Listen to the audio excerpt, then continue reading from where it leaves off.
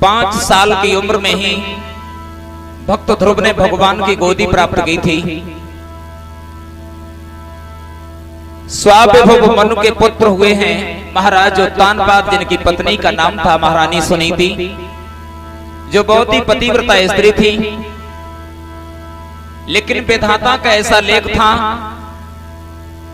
आधी उम्र तक इनके यहाँ कोई संतान पैदा नहीं हुई। एक दिन महाराज उत्तानपाद कचहरी से निकलकर जब महलों में पहुंचे हैं, महारानी सुनीति ने आता हुआ देख करके बिठा लिया है महाराज उत्तानपाद को, लेकिन चेहरे को छुपा लिया। और जब महाराज उत्तानपाद ने कहा है, इस तरह क्यों बैठी हो सुनीति, उसी समय सुनीति रोने लगी हैं।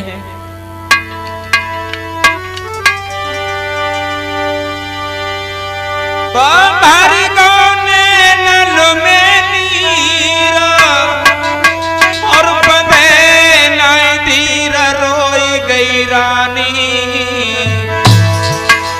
और नगर में कोई संतान सैया हुई रही है बदनामी।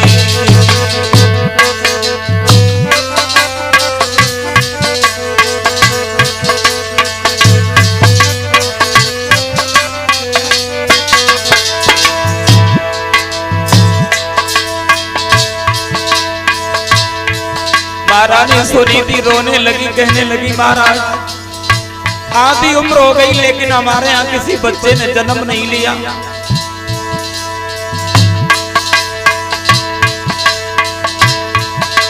हम कहाँ करें किस जाए, न कछु सुहाए, रोई रही रानी। आँखिन से आंसू बहे बड़ी हैरानी।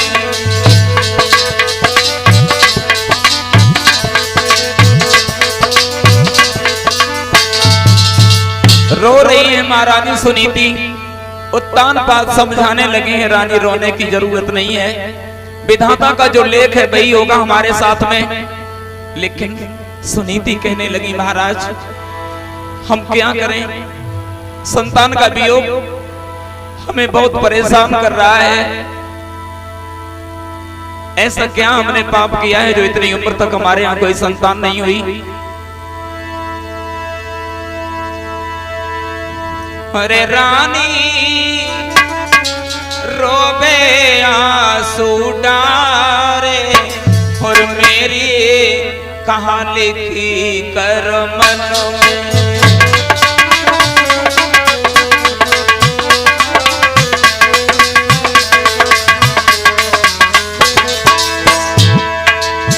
रानी रोबे आंसू डारे, मेरे कहाँ लिखी कर मन में।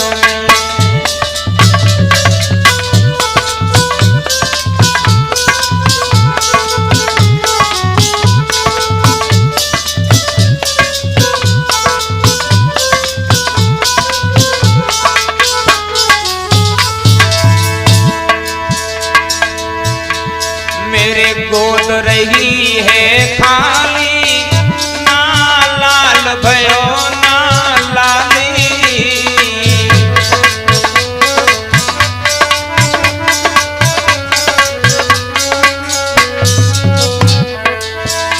मेरी गोद रही है खाली, ना लाल भयो ना लाली। अब तो जीवन है बेकार, मेरे कहाँ लिखी कर मन में।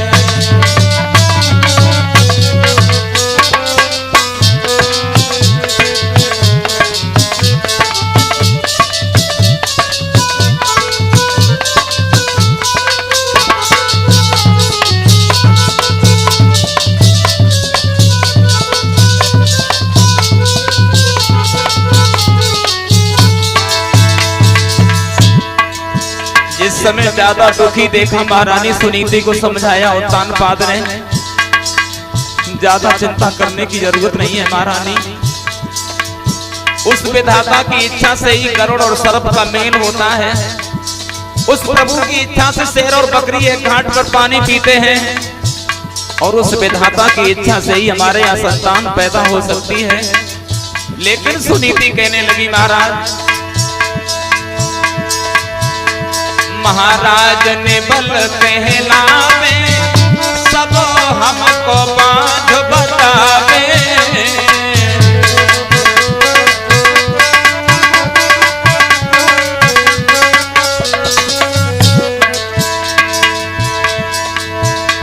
महाराज ने बल कहलावे, सब हमको बांध बतावे।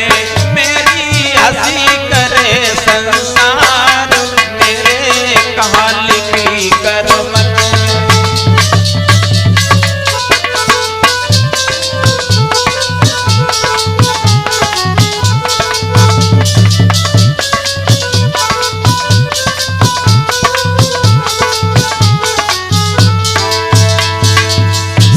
कहने लगी महाराज, सब दुनिया वाले हमारी हंसी कर रहे हैं,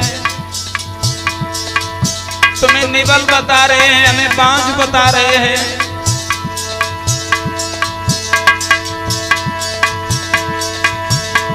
है राजपाट सुख सारे, फूटे हैं भाग्य हमारे।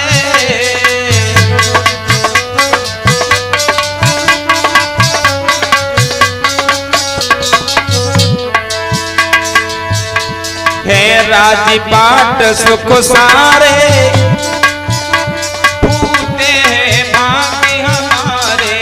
ओ पैर उठ गए करतार, मैंने कहा लिखी करमत। ओ पैर उठ गए करतार, मेरे कहा लिखी करमत।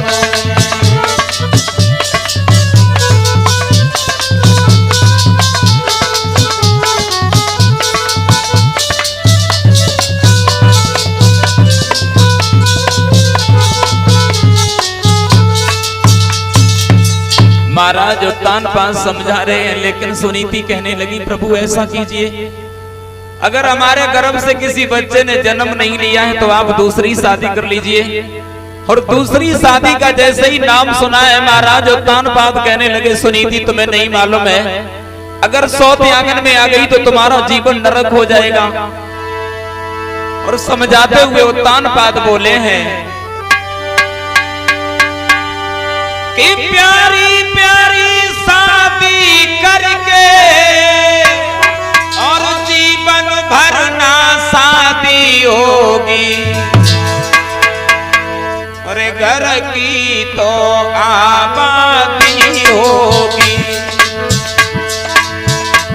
घर की तो आबादी होगी, पर तेरी बर्बादी होगी। घर की तो आबादी होगी, पर तेरी बर्बादी होगी। घर की तो आबादी होगी।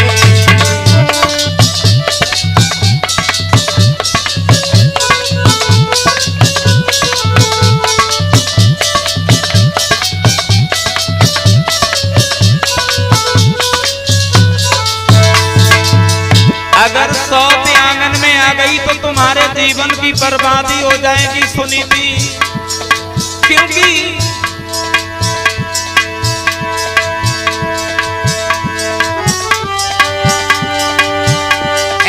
मौत बुरी लेकिन अच्छी, एक ही बार तो आती है। मौत से सौते तरह पूरी, मौत से सौते 100 तरह पूरी। छाती दिन रात जलाती है, मौत से सौते 100 तरह पूरी। छाती दिन रात जलाती है, मौत से सौते 100 तरह पूरी।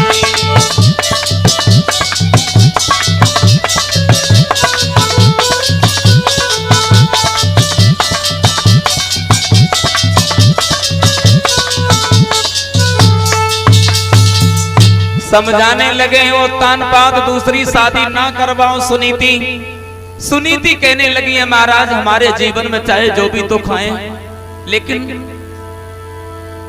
अगर आंगन में संतान पैदा हो जाएगी तो हमें कोई भी कष्ट महसूस नहीं होगा, हम कोई भी दुख महसूस नहीं करेंगे, आप दूसरा विवाह कर लीजिए।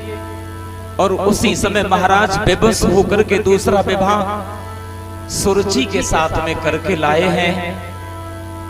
जिस समय सुरुचि के साथ विवाह हुआ, डोला दरवाजे पर आया है। सुनीति ने अपनी दासी को भेजा, कहा हमारी बहन को अंदर लेकर के आइए, हम आरती सजा रहे हैं। दासी ने आकर के कहा है महारानी महल में चलिए, आपकी बड़ी बहन इंतजार कर रही है। और जो बड़ी बहन का नाम सुना, सुरुचि कहने लगी कौन है बड़ी बहन? अरे क्या हमारी सौत है इस आंगन में? दासी कहने लगी और क्या समझ रही है कि महाराज अभी तक कुंवारे बैठे हैं? तुम्हारी सौत पहले से आंगन में मौजूद है। सुरुचि कहने लगी हमारे महाराज को बुलवाइए, हम इस आंगन में नहीं जाएंगे। उत्तानपाद को बुलवाया और कहने लगी सुरुचि कि तू जा विवाह तुमने क्यों है किया, हाँ क्यों है किया? अरे डोले को वापस पहुंचा दो पिया।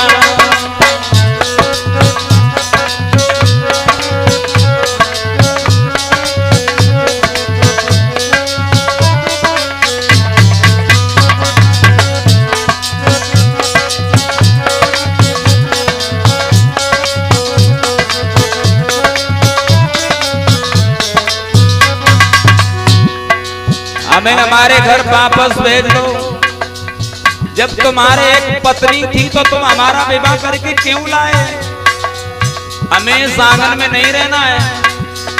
तू जा विवाह तुमने क्यों है किया, हाँ क्यों है किया? डोले को वापस पहुंचा दो पिया।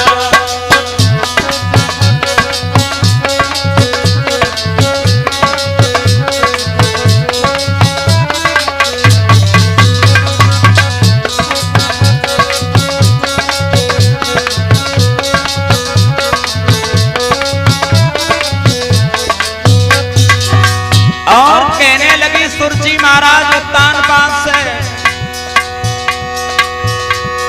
सौतनी के संग में नदी बन बिताए, इस घर में नहारे पाए, इस घर में नहारे पाए।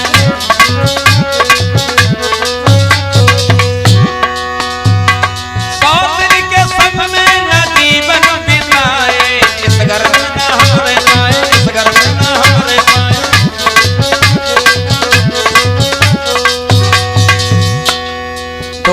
सजन तुमने क्यों है किया, क्यों है किया? डोले को वापस पहुंचा दो पिया।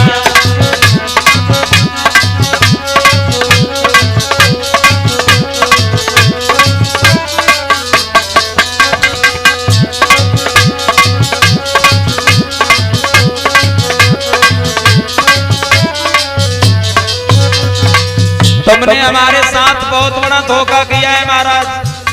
जब तुम्हारे एक पत्नी थी तो हमारे साथ विवाह नहीं करना था। तू जा विवाह तुमने क्यों है किया, क्यों है किया? डोले को वापस पहुंचा दो पिया।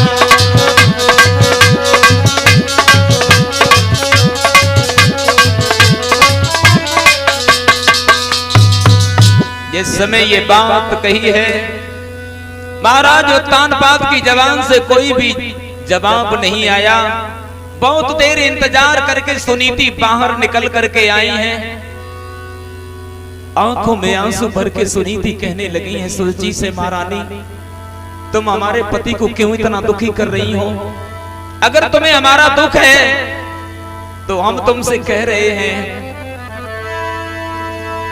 कि आओ अपने घर को देखो, और मेरा तो एक सहारा है।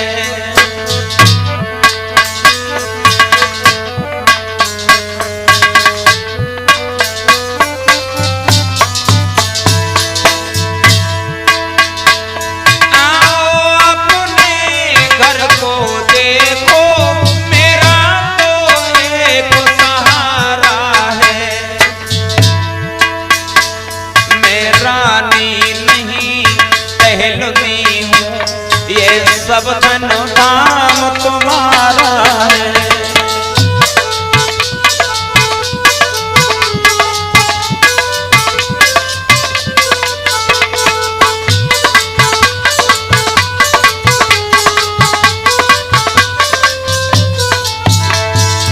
सुनीति कहने लगी महारानी हमारा कुछ नहीं है, जो भी है वो सब तुम्हारा है, मैं तुम्हारी दासी बन करके रहूंगी इस महल में। मैं तेरी खैर बचाऊंगी जब जैसी आज्ञा पाऊंगी। मैं तेरी खैर बचाऊंगी जब जैसी आज्ञा पाऊंगी। रोटी मैंने दिए जाना मैं तेरा लाल खिलाऊंगी।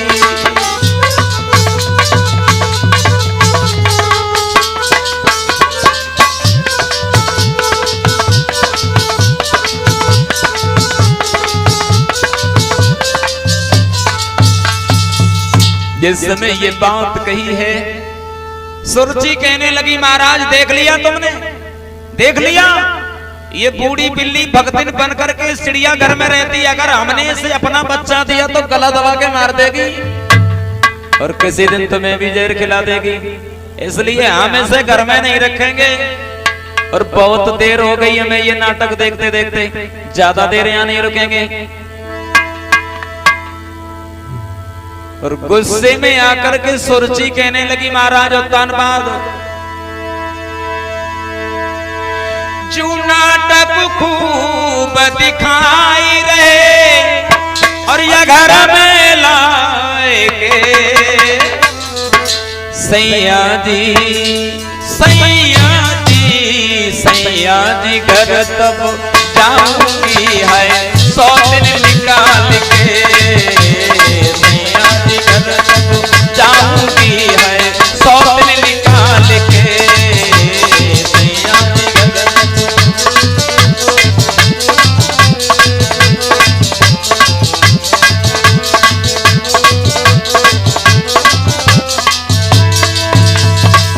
अगर मुझे घर में ले चलना चाहते हो ना तो पहले सौत को बाहर निकाल लो।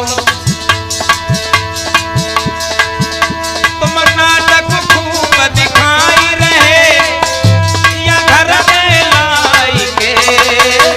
सैया जी सैया जी सैया जी घर तब जाऊंगी है 100 दिन निकाल के। सैया जी घर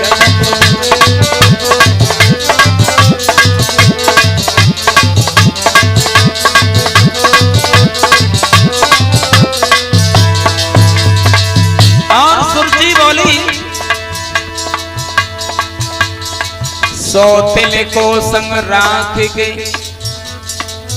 रोज होए मेरी ख्वारी। मोको पीहर भेज दे तुम मानो बात हमारी। ये हमको रोज सताएगी हमारा दिल जलाएगी, इसे भेजो घर से बाहर नहीं घर में रह पाएगी।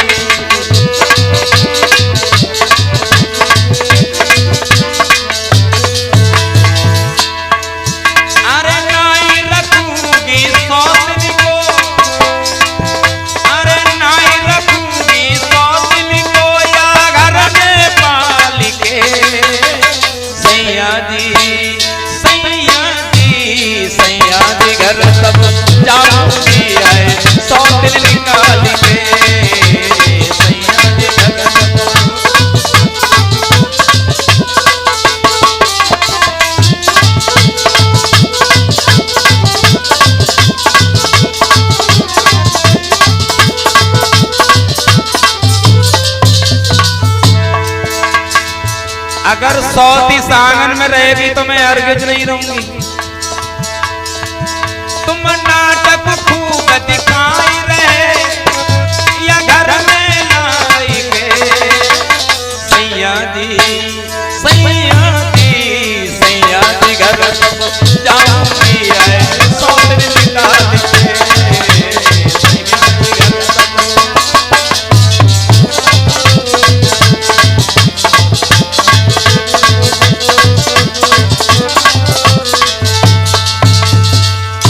अगर मुझे घर में रखना चाहते हो ना तो इसे बाहर कर दो। उसी समय सुनीति कहने लगी है महारानी, हमारे पति को ज्यादा दुखी करने की जरूरत नहीं है, मैं बाहर चली जाऊंगी। सुरुचि कहने लगी ठीक है, अगर रहना है ना तो सीधे खेतों पर चली जाओ, वहीं पर चौपड़ी डाल करके रहना। शेर पर जौ मिल जाया करेंगे, पीसा करो और खाया करो, और खेतों पर चिड़िया काग उड़ाया करो, और अगर जाना है तो सीधा रास्ता बना हुआ है, जा सकती हो। उसी समय महारानी सुनीति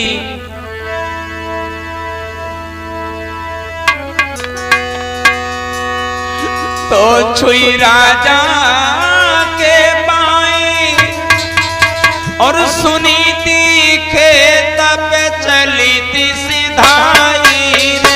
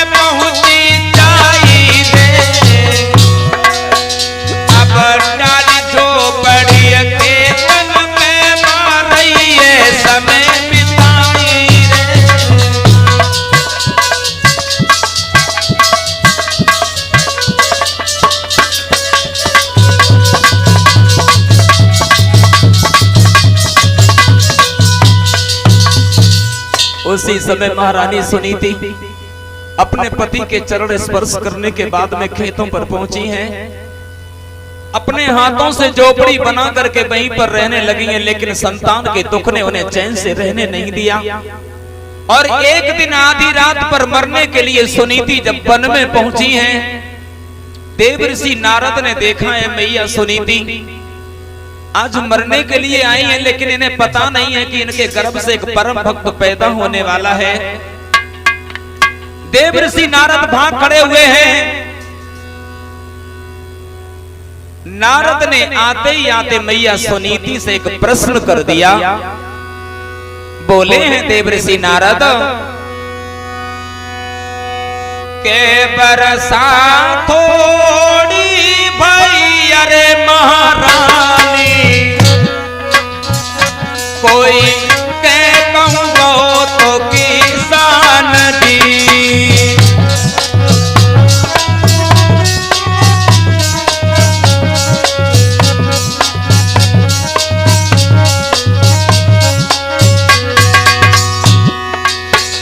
प्रश्न करने लगे देवर्षि नारद मैया सुनीति से पूछ रहे हैं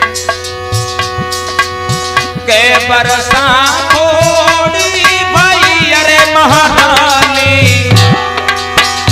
कोई कह कहूँ तो किसान जी।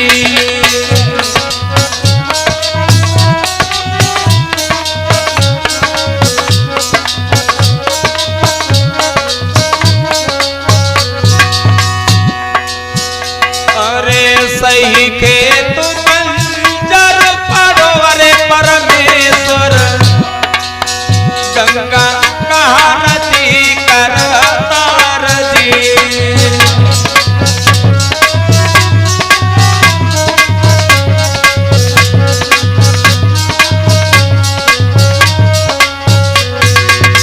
इस समय ये बात सुनी है देवर्षि नारद की, उसी समय जवाब देने लगी है मैया सुनीति और बोली ना बरसा थोड़ी भाई अरे बाबा जी ना बरसा थोड़ी भाई अरे बाबा जी, गंगा ना तुम बहुत किसान जी।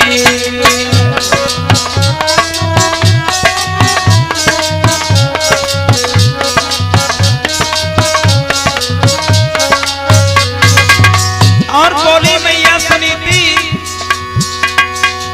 खेत बीज ओढ़े नहीं अरे परमेश्वर, खेत बीज ओढ़े नहीं अरे परमेश्वर, कोई सुनिए संत सुजान जी।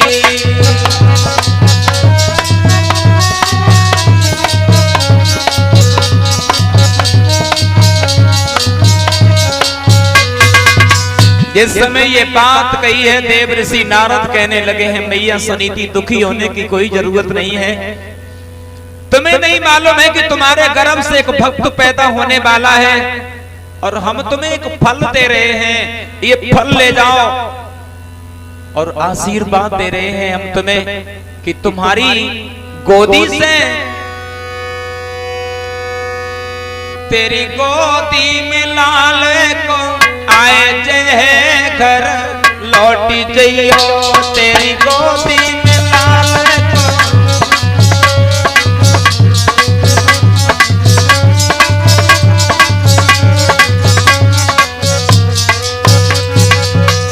तेरी गोदी में लाल को आए जय घर लौटी जइयो, तेरी गोदी में लाल को आए जय घर लौटी जइयो।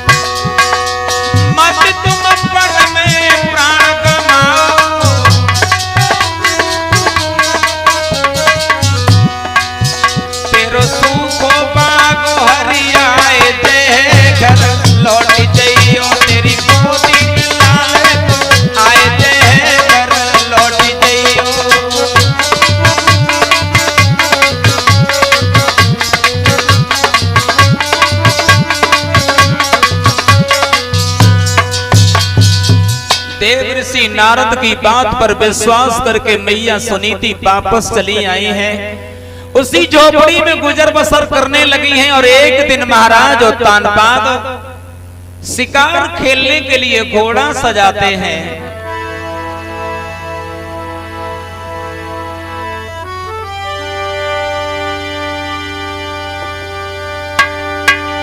तो मेरी श्री गणेश और शारदा से समय मनायो,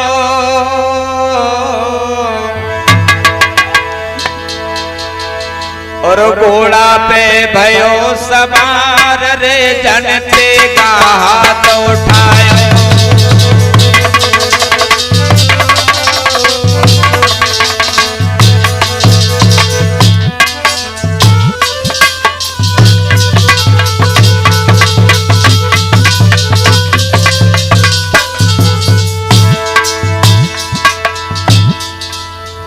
महाराज उत्तानपाद शिकार खेलने के लिए घोड़ा सजा करके चले हैं दोस्तों।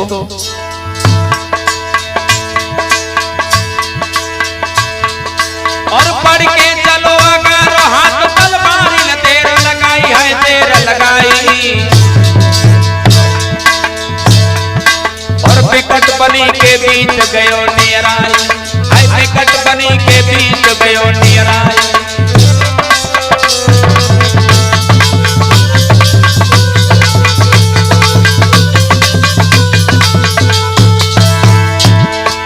इस समय विकट बनी में पहुंचा है महाराज उत्तानपाद,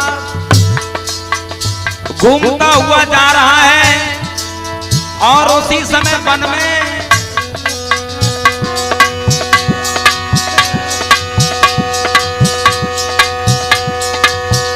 एक हिरना बड़ो दिखाई है, राम जाने करी बिछाई है।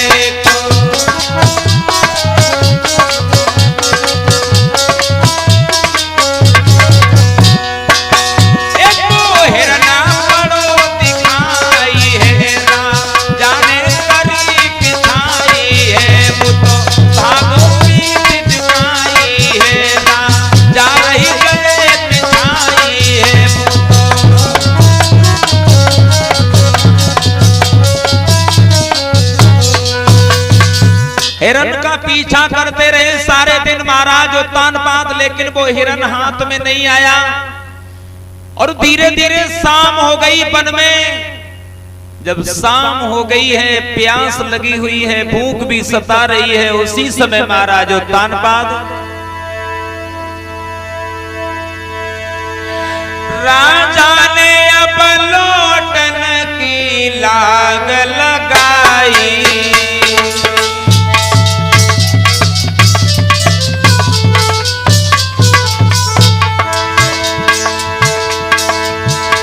और बिकट बनी से घर की सीध लगाई।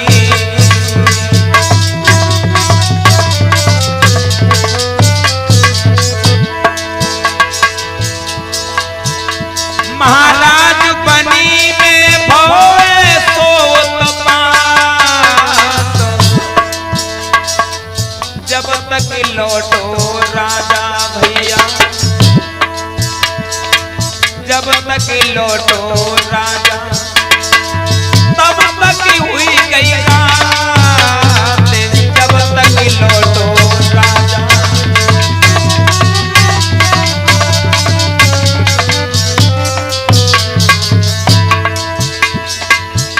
जिस समय बनी से महाराज उत्तानपाद लौट करके आ गए हैं, रात हो गई है। सुरती के दरवाजे पर पहुंचे हैं, कुंडी खटखटा रहे हैं। रानी किबाड़े खोलो, किबाड़े खोलो, हम आ गए हैं, किबाड़े खोलो। लेकिन सुरजी तो सुख से सो गई, उसे नहीं पता है कि महाराज उत्तानपाद बुला रहे हैं। बहुत देर इंतजार करने के बाद में महाराज को सुधी आई गई, सुनीति रानी की सुधी आई गई। सुधी आई गई, सुनीति रानी की सुधी आई गई।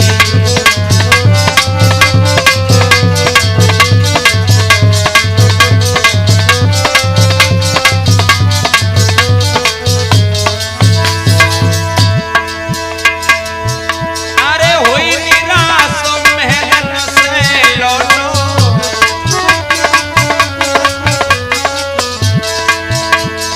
हुई निराश महल से लौटो। रानी सुनीति के द्वार पे पहुंचो। सतोबंती शील सयानी की सुधी आई गई। सुधी आई गई, सुनीति रानी की सुधी आई गई।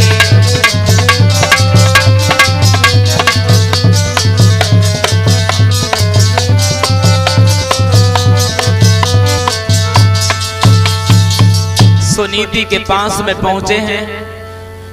उत्तानपाद को आता हुआ देखा है महारानी सुनीति ने। रोने लगी, कहने लगी, महाराज तुम हमारे पास क्यों आए हो? हमारे पास बिछाने के लिए वस्त्र भी नहीं है जो हम आपको लिटा लेंगे, खिलाने के लिए भी कुछ भी नहीं है। आधी रोटी जो की रखी हुई है वही खिला करके पानी पिला दिया, चरण सेवा करने लगी हैं। महाराज उत्तानपाद सुनीति के पास में सो गए हैं। यह थी रात सुहाग की, यही राग संपन्न, इसी गर्भ द्वारा हुए ध्रुव भक्त सरिसोत्पन्न। उसी रात में महारानी सुनीति ने गर्भ धारण किया है। सवेरा होते ही जैसे ही महाराज उत्तानपाद महलों में आए हैं, सुरची ने देखा कहां थे, कहां गए थे रात में? सारी रात तुम कहां रहे? हमें सब पता है, हम सब जानते हैं। और क्रोध में आकर के सुरची बोली, महाराज उत्तानपाद कि तुम रात सोती घर रहे, चाल मैंने ले रही धमकाई, और बादल की कर ले याद कसम मेरी खाई।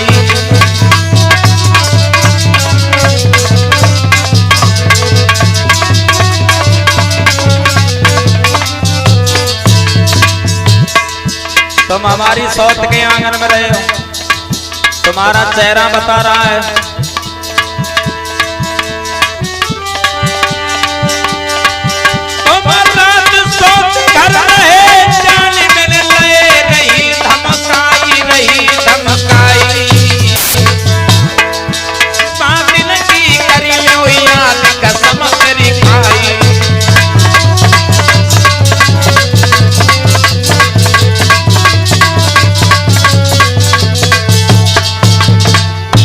सुरुचि कहने लगी उस दिन की याद करो जब तुम हमसे कसम खा करके गए थे कि हम कभी सुनीति के आंगन में नहीं जाएंगे। उत्तानपाद कहने लगे है बेवकूफ रानी, तूने उसे घर से बाहर निकाल दिया, अभी तेरे दिल में चैन नहीं है तो तलवार ले जा उसे मार दे जा करके। जो इतनी बात सुनी है सुरुचि कहने लगी महाराज क्या नाराज हो गए? अरे हम तो मजाक कर रहे थे, नाराज होने की जरूरत नहीं है। ऐसा करो भोजन कर लो, भूखे हो गए। और कुछ दिनों के बाद में सुरुचि ने भी गर्भ धारण किया है और धीरे धीरे जब प्रसव का समय आया है तो मैया सुनीति ने एक पुत्र को जन्म दिया है जिसका नाम रखा गया है ध्रुव। मेलों में सुरुचि ने एक बच्चे को जन्म दिया है जिसका नाम रखा गया है उत्तम। धीरे धीरे दोनों बच्चे बड़े होने लगे और एक दिन उत्तम के साथ खेलता हुआ ध्रुव महाराज उत्तानपाद की कचहरी में पहुंच गया। महाराज उत्तानपाद ने जब देखा है तो अपने को नहीं रोक सके, सिंहासन से कूद पड़े, ध्रुव को गोदी में उठा लिया, उत्तम की उंगली पकड़ करके टहलाने लगे हैं। जब राज दरबार में उस कचहरी में एक चुगिला बैठा हुआ था, चुगिला चुगिला चूका तो है नहीं, गाय कहो चाहे रोए, वो घर घर फूट कराई दे, करे एक के दोए। उस सभा में एक चुगिला बैठा हुआ था। और हम आपको एक बात बताएं साथियों, यदि घर में झंझट बढ़ जाए तो कोई पंच बुलाना ठीक नहीं, और चुगलखोर बेईमान पिटे तो उसे बचाना ठीक नहीं।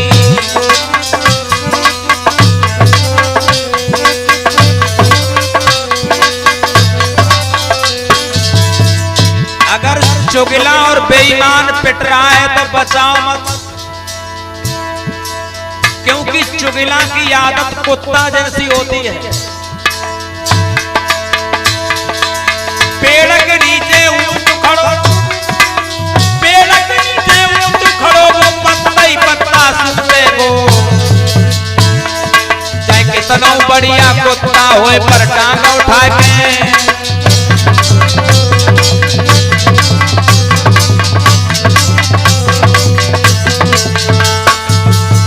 उस सभा में भी एक चुगला बैठा हुआ था। सुरुचि से जाकर के बोला महारानी तुम्हें पता है आज क्या हुआ दरबार में? सुनीति के पुत्र ध्रुव को महाराज गोदी में उठा करके खिला रहे हैं, तुम्हारे पुत्र को पैदल ही टहला रहे हैं। और ये सुनते ही आग बबूला हो गई, सुरुचि भागती हुई आई है, हाथ पकड़ करके पृथ्वी पर पटक दिया है भक्त ध्रुव को और कहने लगी तेरी ऐसी किस्मत कहां है जो तू महाराज की गोदी में बैठे। अगर तुझे इस गोदी में बैठना था तो तू हमारी कोख से जन्म लेता। तू इस गोदी के बैठने के लायक नहीं है। तू तो उस माँ का पुत्र है जो जौ की रोटी खा करके हमारे यहाँ गुजारा करती है। आज भक्त ध्रुव रोते हुए चल दिए हैं। मैया सुनीति सामने बैठी हुई हैं। भक्त ध्रुव ने दोनों आंसू पोंछ लिए। पास में जब पहुंचे हैं तो मैया सुनीति ने गोदी में बिठा लिया। समझ गई हमारे पुत्र को किसी ने मारा है।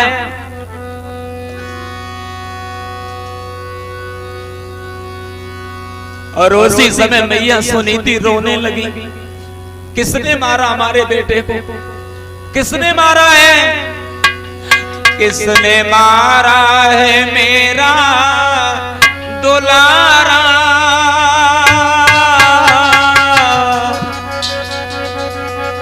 मेरे जीवन का एक ही सहारा किसने मारा?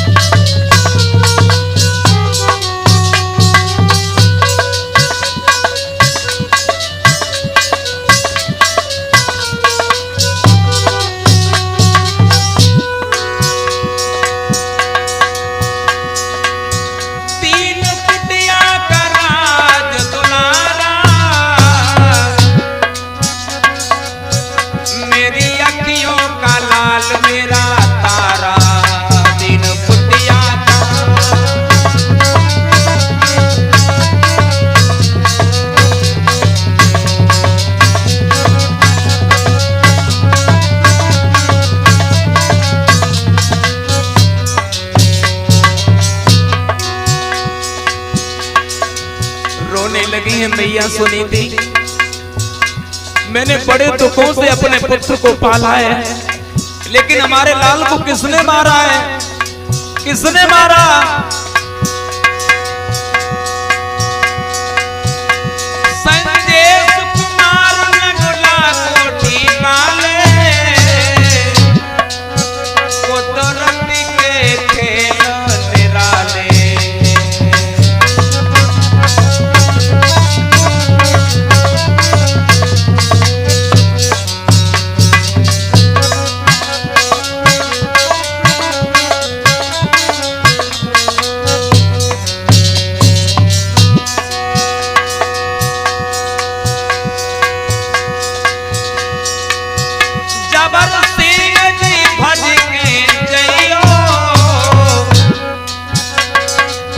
अरे बन्नू मैये समझइयो।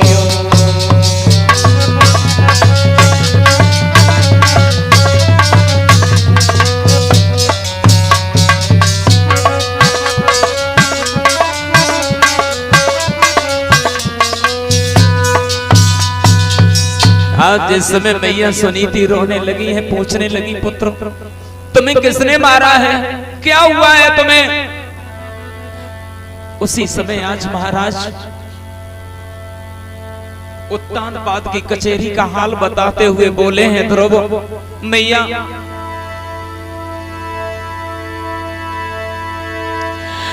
बाबुल ने मैया मोई गोद बैठा रो।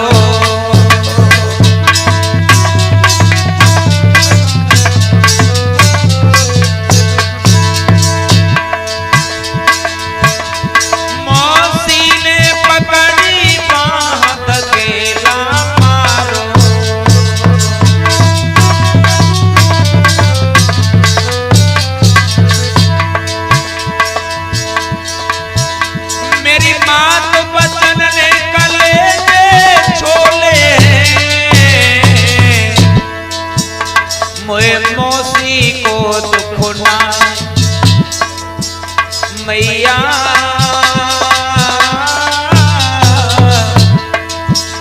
मोए मौसी को दुख ना पिता नाय मुख से बोले मौसी को दुख ना।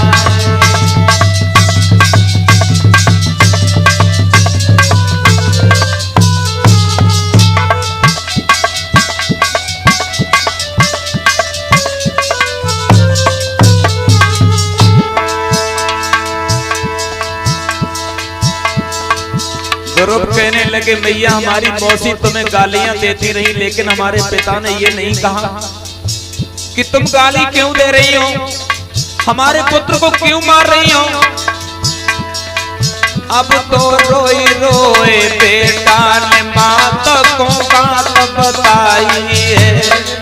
अब तो रोई रोए बेटा ने मात को बात बताई है।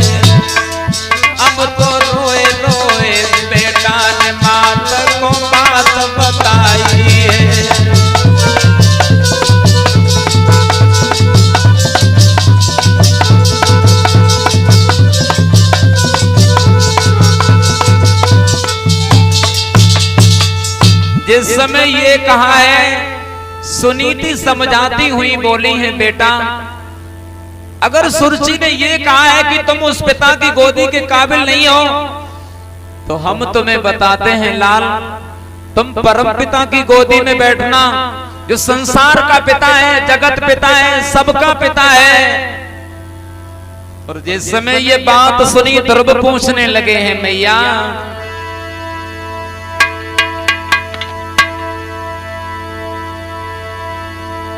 अरे मैया दे मोए भेद बताए और पिता के के दर्शन करिया पे।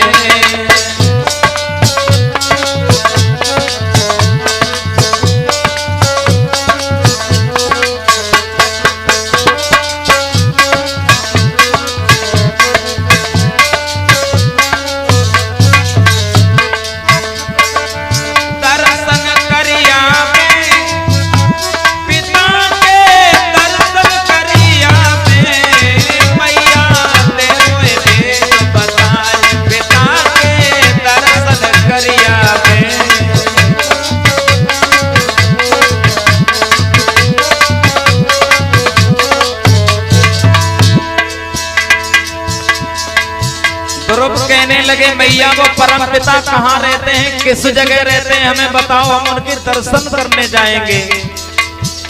और बोले हैं भक्त ध्रुव मैया, बिन दर्शन मोए कछु न सुहावे, खाना न खावे।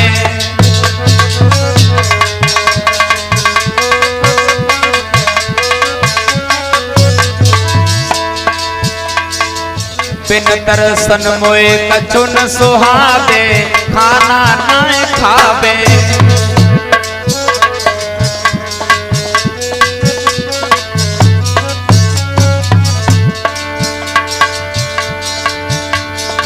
कौन ठोर किस जगह मिलेंगे, ढूंढना हम जावे।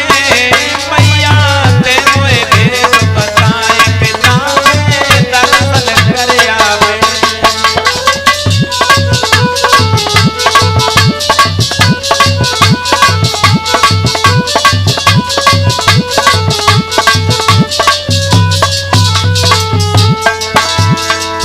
अगर तुम हमें जगह बता दो कि वो पिताजी हमारे कहाँ मिलेंगे, जगत पिता कहाँ रहते हैं, दर्शन करिया में, पिता के दर्शन करिया में। मैया ते कोई भेद बताए, पिता के दर्शन करिया में।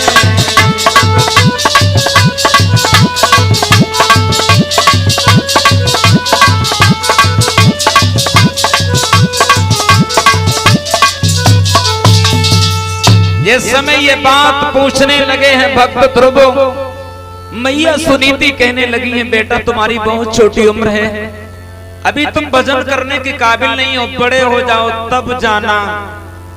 ध्रुव कहने लगे हैं मैया अब तो खाना हम तब खाएंगे जब परम पिता की गोदी में बैठ जाएंगे, उनके दर्शन कर लेंगे, तब तक हम खाना नहीं खाएंगे। सुनीति कहने लगी बेटा तुम्हारे लिए हम दही मांग करके लाए हैं, भोजन कर लो, आज मैंने भी भोजन नहीं किया है। ध्रुव कहने लगे मैया तू हमें गोदी में उठाकर कीचड़ में पटकना चाहती है, अब हम भोजन नहीं करेंगे, तू हमें आशीर्वाद दे दे, हम जा रहे हैं। और उसी समय भक्त ध्रुव मैया सुनीति के पैर छू करके चल दिए हैं। और भक्त ध्रुव बोले हैं मैया सुनीति,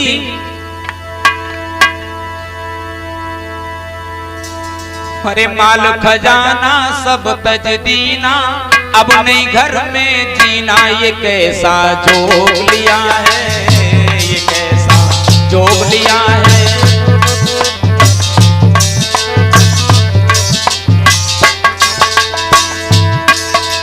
माल खजाना सब तज दीना, अपने घर में जीना, ये कैसा जोग लिया है, ये कैसा जोग लिया है।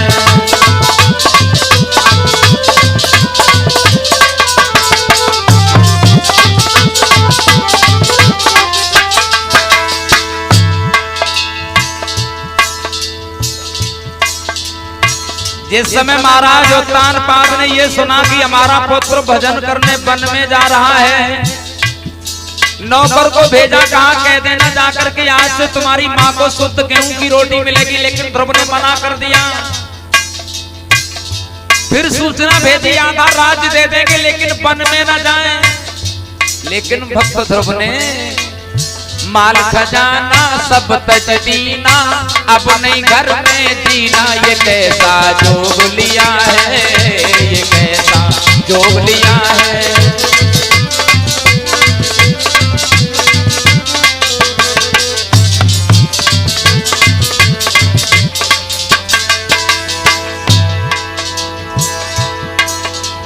भक्त ध्रुव बोले हैं मैया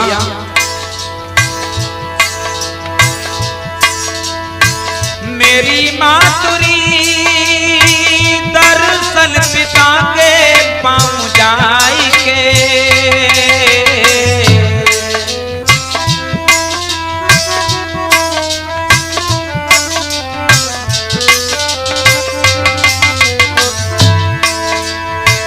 मेरी मातुरी दर्शन पिता के पाँव जाई के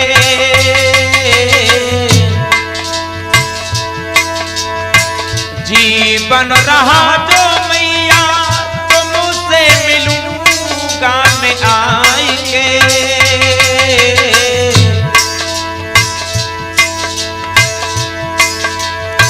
परम पिता के दर्शन पाऊं तब घर लौट के वापस जोग लिया है। ये कैसा जोग लिया है।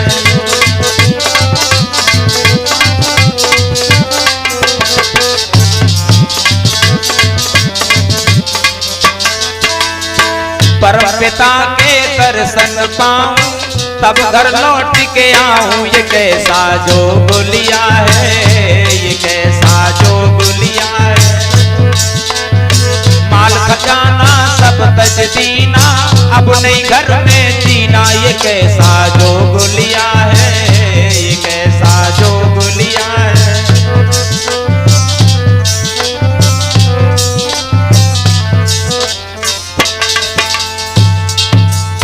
सब छोड़ करके जिस समय भक्त ध्रुव चल दिए हैं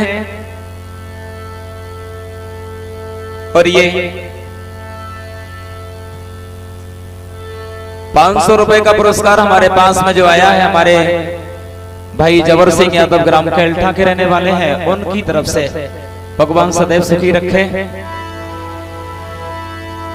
जिस समय भक्त ध्रुव सब त्याग करके चल दिए हैं, मां सुनीति रो रही है, लेकिन भक्त ध्रुव ने कोई भी ध्यान नहीं दिया।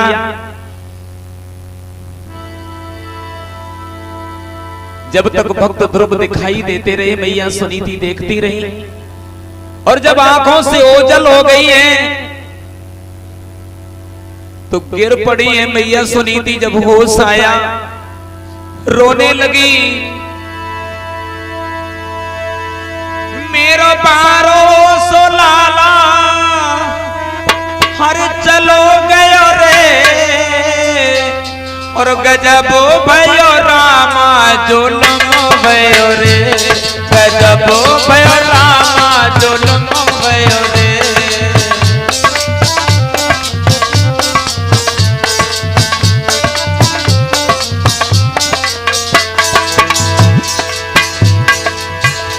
मेरो बारो सो लाला हाँ बारो सो छैया चलो गयो रे। गजबो भयो रामा जुलम भयो रे।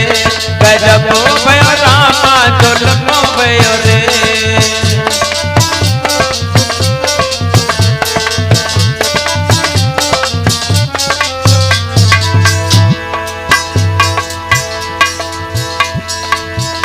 मैया सुनीति रोती हुई बोली है मेरा सुख चैन और जीवन भी मेरा छीन लिया। मेरा सुख चैन और जीवन भी मेरा छीन लिया। पापी संसार ने बेटा भी मेरा छीन लिया।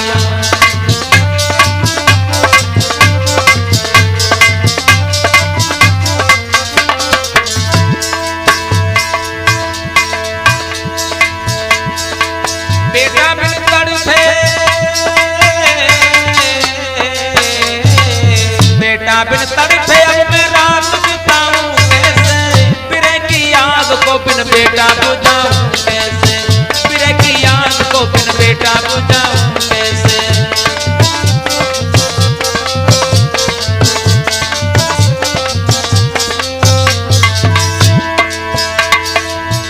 जिया मुश्किल में मेरा जिया मुश्किल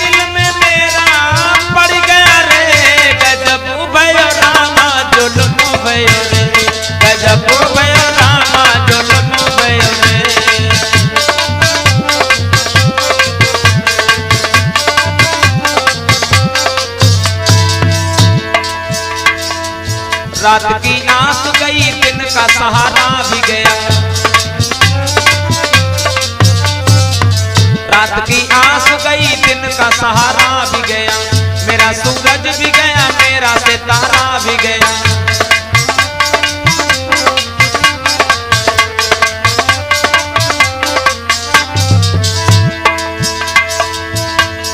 प्रीत करके बेटा से,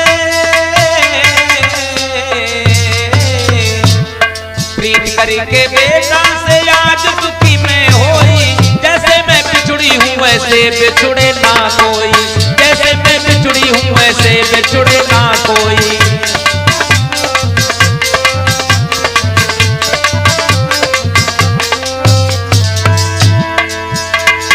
बना खेल मेरा, बना खेल मेरा बिगड़ गया रे, गजब भयो रामा जुल्म भयो रे, गजब भयो रामा जुल्म भयो रे।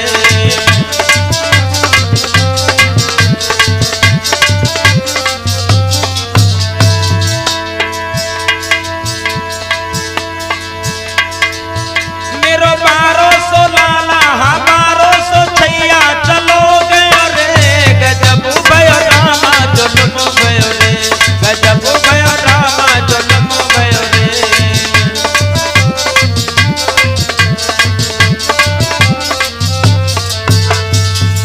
आज मैया सुनीति रो रही है, लेकिन भक्त ध्रुव आगे बढ़ते हुए चले गए। जिस समय वन में पहुंचे हैं, देवऋषि नारद ने देखा हमारे आशीर्वाद के द्वारा प्राप्त हुआ पुत्र मैया सुनीति का आज वन में भजन करने के लिए चला आ रहा है। बाप खड़े हुए हैं देवऋषि नारद और आवाज लगाने लगे, खड़े हो जाओ, अरे खड़े हो जाओ, कहां चले आ रहे हो।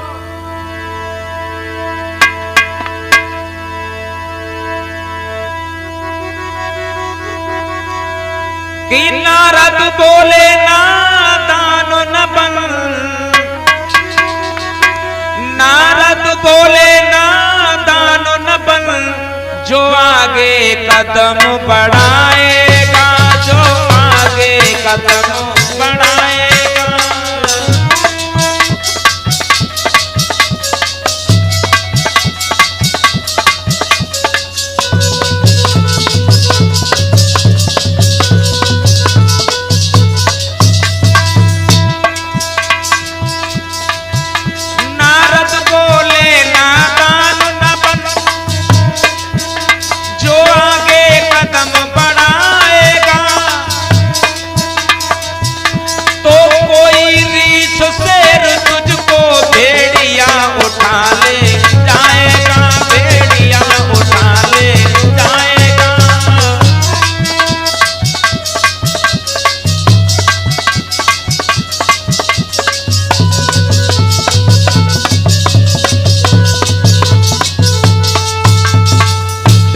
नारद कहने लगे, जरा सी उम्र है, भागते हुए चले आ रहे हो, अरे तुम्हें पता नहीं है कि इस वन में बनेले जीव जंतु रहते हैं, कोई भेड़िया या शेर तुम्हें खा जाएगा, तुम्हारी मैया रो रो करके खत्म हो जाएगी। भक्त ध्रुव कहने लगे हैं, बाबा जी अगर हमारा यह शरीर खा करके किसी की भूख मिट जाए तो इससे ज्यादा और पुण्य क्या हो सकता है। गोस्वामी तुलसीदास ने भी लिखा है कि पुत्रपति युवती जग सोई, रघुबर भगत जासु सुत होई।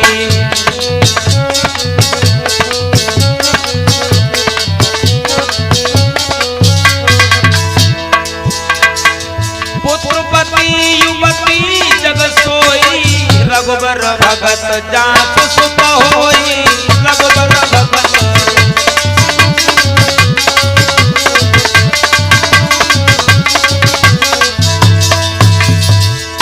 पुत्रवती तो वो नारी है जिसका पुत्र भगवान का भक्त होता है। और ध्रुव कहने लगे हैं, बाबा नारद छड़ भंगुर जीवन की कलिका, कलिकात को जान खिली न खिली, मलिया गिरी की सुच शीतल मंद सुगंध समीर चली न चली।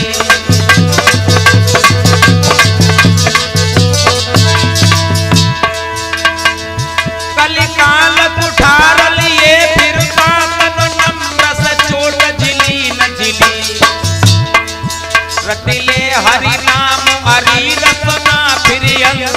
रे नहीं नहीं।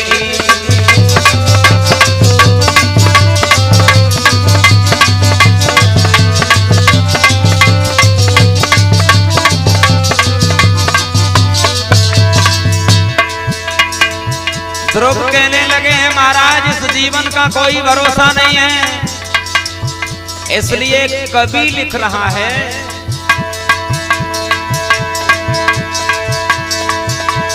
अरे डाल गई मुकई पर कफनी संतन के ढंग बैठ बुझाए ले चिंता की अग्नि भैया, संतन के ढंग बैठ बुझाए ले चिंता की अग्नि।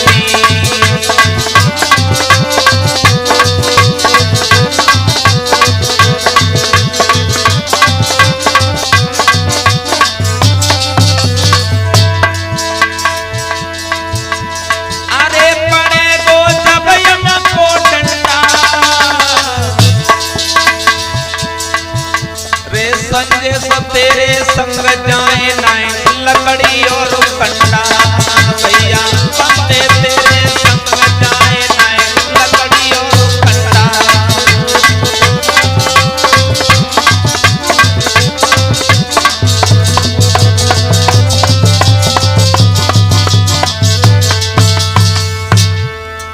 ध्रुव की बात सुनकर के बाबा नारद कहने लगे बेटा तुम भजन करने आए हो, लेकिन ये बताओ तुमने कोई गुरु बनाया है?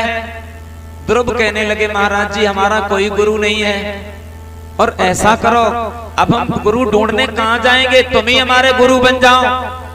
देव ऋषि नारद ने उसी समय 12 अक्षर का 12 मंत्र दिया है, ओम नमो भगवते वासुदेवाय नमः, और कहा है तुम इस मंत्र का सतत जप करना, भगवान तुम्हें जरूर दर्शन देंगे, हमारा आशीर्वाद है।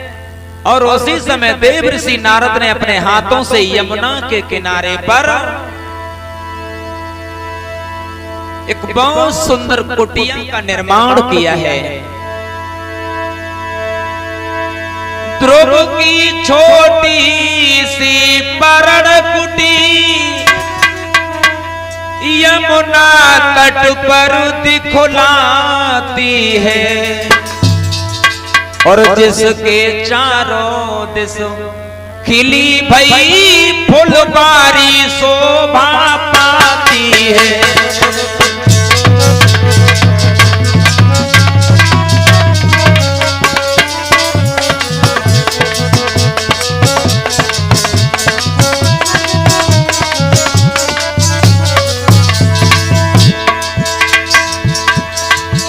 ध्रुव की छोटी सी परण कुटी यमुना तट पर दिखलाती है, जिसके चारों दिस खिली हुई फुलबारी शोभा पाती है।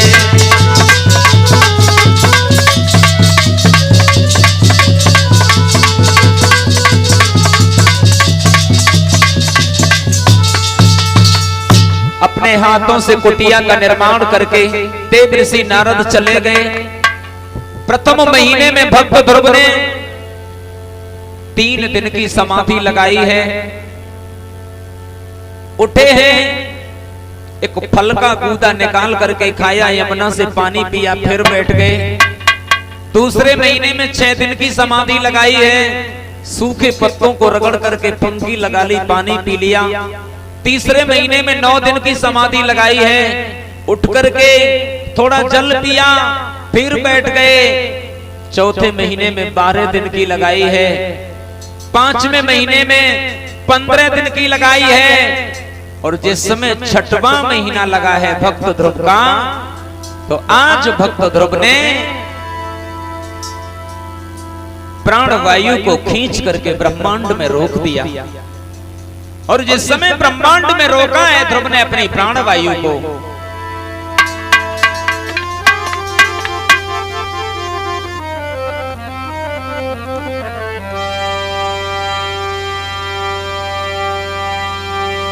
कि जब ध्रुव ने खींची प्राण वायु तो हवा रुकी त्रैलोकों की, अबार की त्रैलोकों की कोलाम पड़ा ब्रह्मांड हिला दम घुटने लगी प्राणियों की।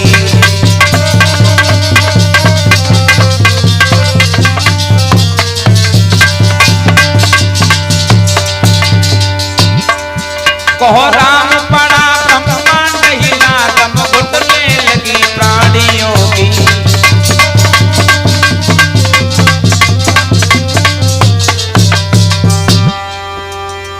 चौदहों लोक 49 पवन, आठों बस पृथ्वी कांपी उठी, आठों बस पृथ्वी कांपी उठी। दस सूर्य हिले त्रैलोक हिले, हल चली खलबली व्याप चली।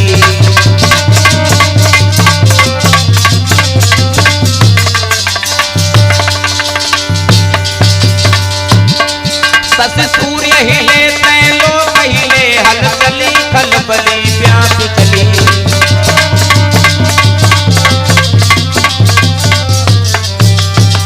इस समय प्राण वायु को खींच करके भक्त ध्रुव ने ब्रह्मांड में रोका है। सब जीवों की सांसें रुकने लगी हैं। देवता भाग करके पहुंचे हैं विष्णु भगवान के पास। त्रैमाम रक्षा कीजिए प्रभु, ये क्या होने वाला है? क्या पृथ्वी पर महाप्रलय आने वाली है? विष्णु भगवान कहने लगे देवताओं चिंता करने की बात नहीं है। एक 5 साल का बच्चा हमारे भजन में बैठा हुआ है, ध्यान कर रहा है। देवता पूछने लगे वो क्यों बैठा है? बोला हमारे दर्शन करने के लिए आया है।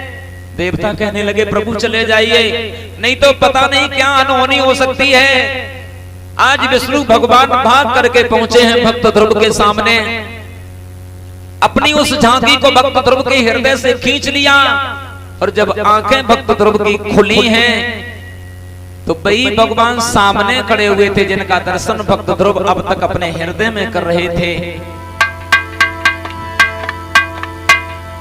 भक्त ध्रुव मुस्कुराने लगे हैं। हमारी माँ ने बताया था, हमारे गुरु ने भी बताया था, ये वही परम पिता हैं। भगवान भी मुस्कुराने लगे हैं। जरा सा बच्चा है, कितनी कठिन तपस्या करने के बाद में इसने हमें प्राप्त कर ही लिया है। आकाश में देवता चित्रों की भांति दिखाई दे रहे थे और बधाई दे रहे थे। कह रहे थे सब देवता इस सुनीति मां तेरा लाला है बड़ा मतवाला। सुनीति मां तेरा लाला है बड़ा मतवाला। जरा सी उम्र में प्रभु जी से प्रेम कर डाला। जरा सी उम्र में प्रभु जी से प्रेम कर डाला।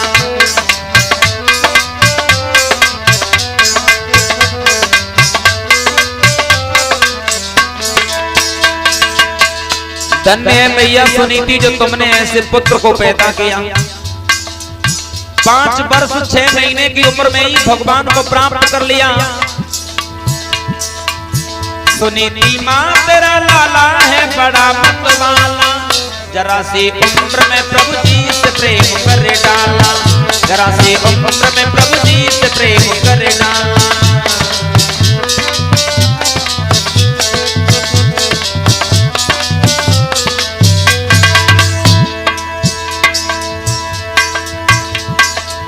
जिनके दर्शन को देवता भी ध्यान धरते हैं। जिनके दर्शन को देवता भी ध्यान धरते हैं। शेष और संत भी दिन रात सेवा करते हैं।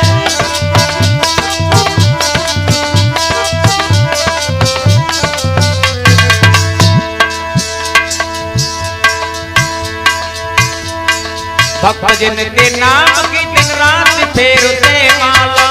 जरा सी उम्र में प्रभु जी से प्रेम कर डाला। जरा सी उम्र में प्रभु जी से प्रेम कर डाला।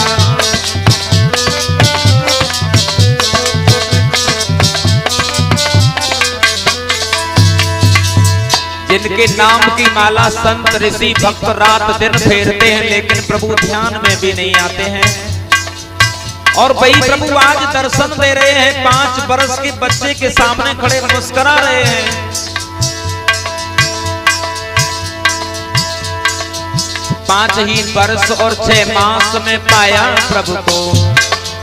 5 ही वर्ष और 6 मास में पाया प्रभु को। धन्य को मां तेरी जिसने जाया है तुझको,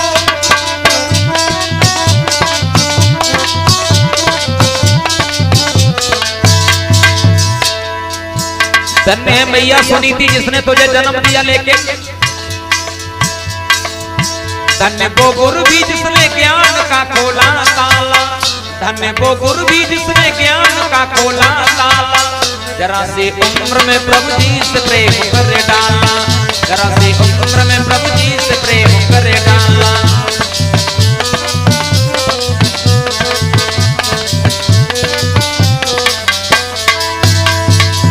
सुनीति मां तेरा लाला है बड़ा मतवाला, जरा से उम्र में प्रभु जी से प्रेम कर डाला, जरा से उम्र में प्रभु जी से प्रेम कर डाला।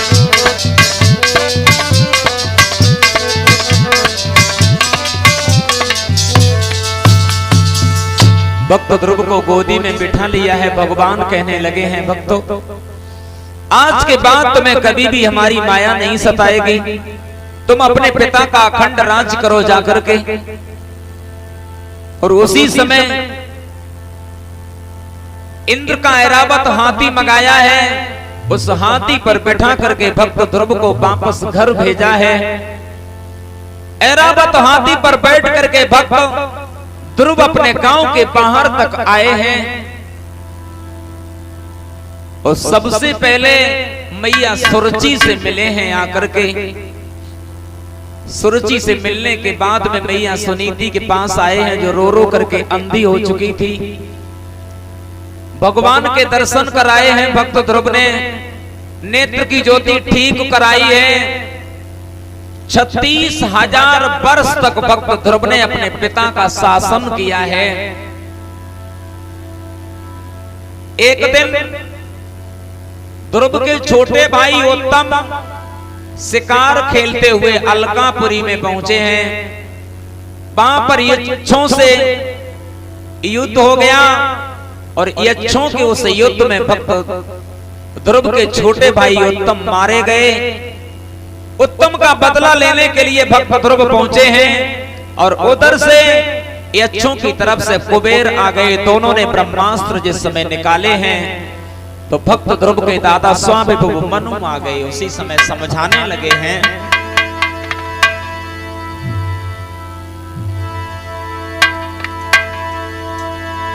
कि बोले बेटा बस सावधान और तुम अपना अस्त्र चलाओ ना।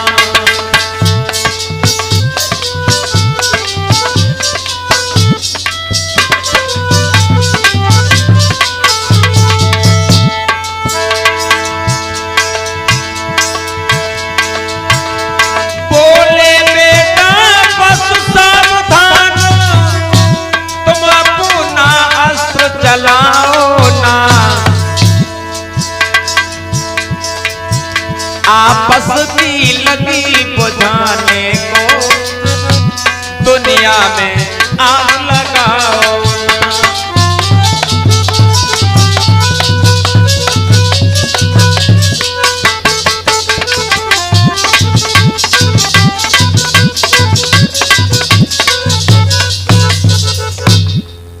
स्वामी मनु ने समझाया है बेटा अगर तुमने ब्रह्मास्त्र चला दिए तुम्हारा कुछ नहीं बिगड़ेगा, संसार में प्रलय आ जाएगी, संसार खत्म हो जाएगा। इसलिए जिसकी जितनी जिंदगी है वो उतने दिनों तक संसार में रहेगा। भक्त ध्रुव का भाई उत्तम जिस समय मारा गया है, स्वामी मनु के समझाने पर ध्रुव शांत हो जाते हैं, वापस आए हैं और अपने पुत्र उत्कल को राज्य देने के बाद में भजन करने चले गए। तपस्या करते करते जब समय पूर्ण हुआ है, स्वर्ग से विमान आया है और उस विमान में बैठ करके भक्त ध्रुव जब चले हैं, विमान में बैठने से पहले काल ने आकर के अपना सर झुकाया और काल के मस्तक पर पैर रख करके भक्त ध्रुव ने उस विमान में सवार हुए हैं, स्वर्ग के लिए चले जाते हैं। बोलिए भक्तवत्सल भगवान की।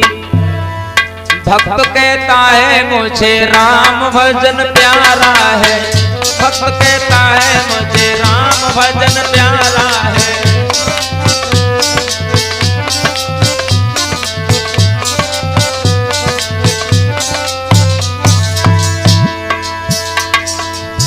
भक्त कहता है मुझे राम भजन प्यारा है, राम भजन प्यारा है। राम कहते हैं मुझे भक्त भजन प्यारा है, राम कहते हैं मुझे भक्त भजन प्यारा है।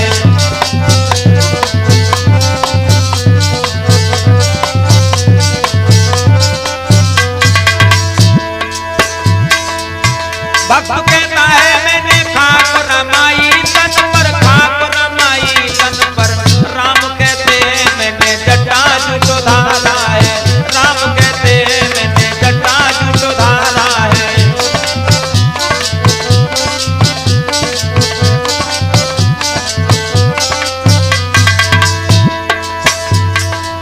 भक्त कहता है मैंने घर द्वार छोड़ा है, घर द्वार छोड़ा है।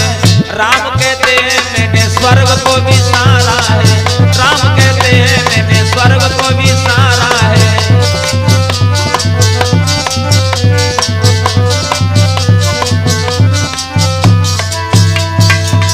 याद रखना दोस्तों, शिव कैसेट के माध्यम से हम ये प्रोग्राम आपके समक्ष पेश कर रहे हैं, जिसके प्रोपराइटर हैं संजय यादव ग्राम विष्णोदी वाले, संयोजक हैं बाबा यादव ग्राम कैल्टा वाले, सहयोग कर रहे हैं Sharma sound, Pantu sound service, डाक बगला, पटियाली रोड, अलीगंज।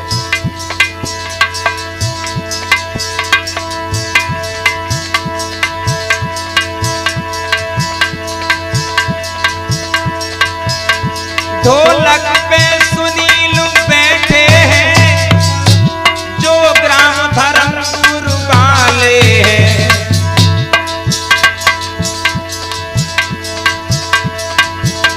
पप्पू यादव अकबरपुर वाले झनकार यहाँ दर्शाते हैं।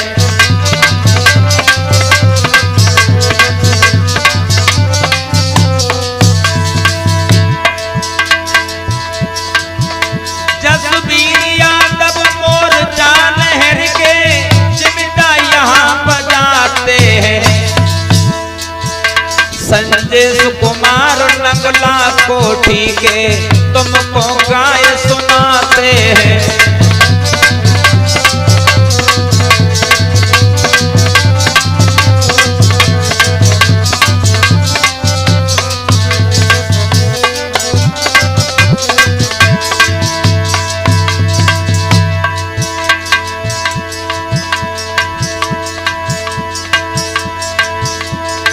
जबरो सिंह बाबा यादव